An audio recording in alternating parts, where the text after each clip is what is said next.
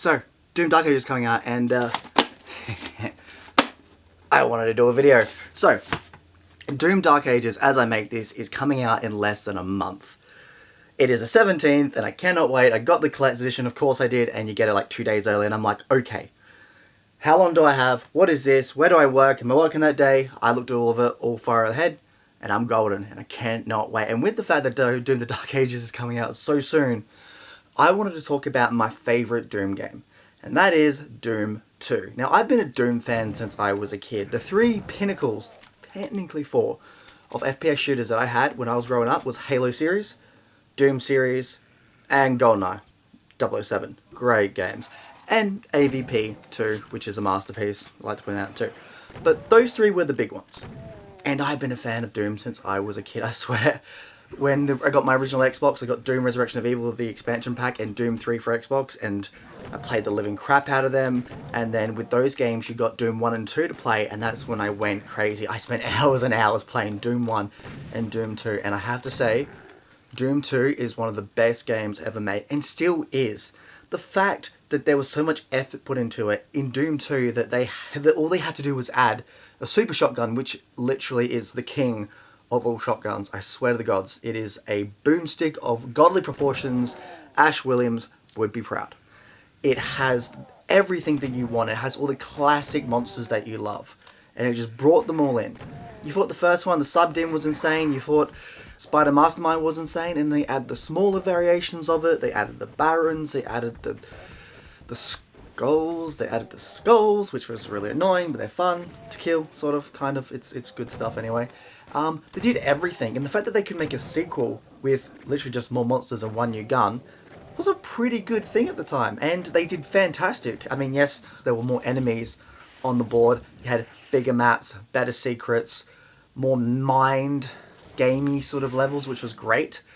You could play the same level over and over again, and it would feel so amazing. Yeah, they had the little linear ones every now and then, but even the linear ones could open up to be some of the best level design you've ever seen.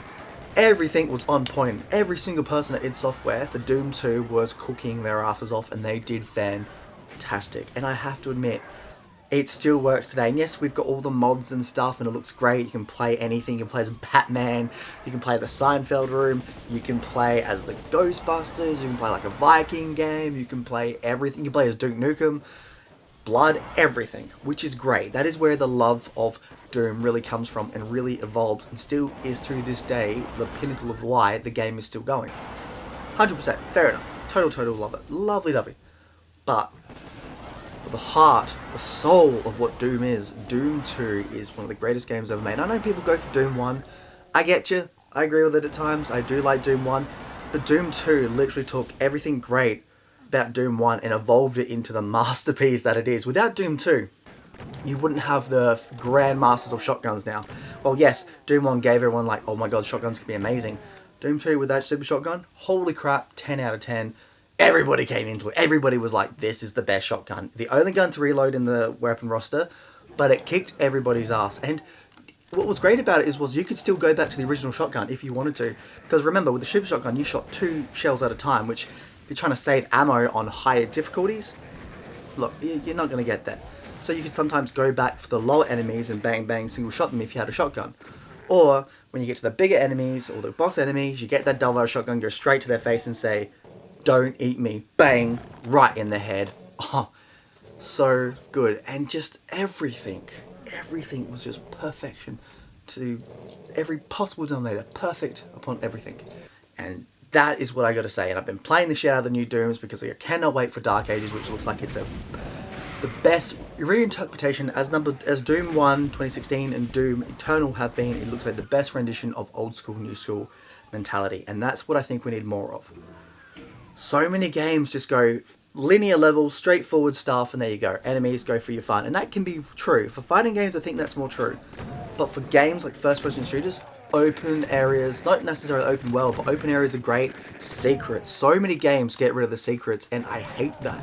Secrets are the lifeblood of first-person shooters. And it works. And while, yes, when Halo and stuff came in, they had linear and open levels. That was fantastic. You go into vehicles and stuff. The old school gaming, when you could just be like, oh, I'm on the highest level difficulty, I've got low health, aha, there's a secret coming. Go to that secret, open it up, get the health, get maybe a new weapon. You can come back into it on like the highest level of difficulty. It really helped with your strategic conundrum that was, you're gonna die soon, so how are you gonna get over it? It was just, first-person shooters need to go back to having secrets again. I'm just saying, I think secrets are the best way to go. Now that's going me on a tangent, but hey, whatever. Anyway, that's Aussie Viking out, see you in Valhalla. Doom the Dark Ages is so soon, I cannot wait. Doom 2 is a must play, and I'm too excited. And I shall see you all in Valhalla. Rock on.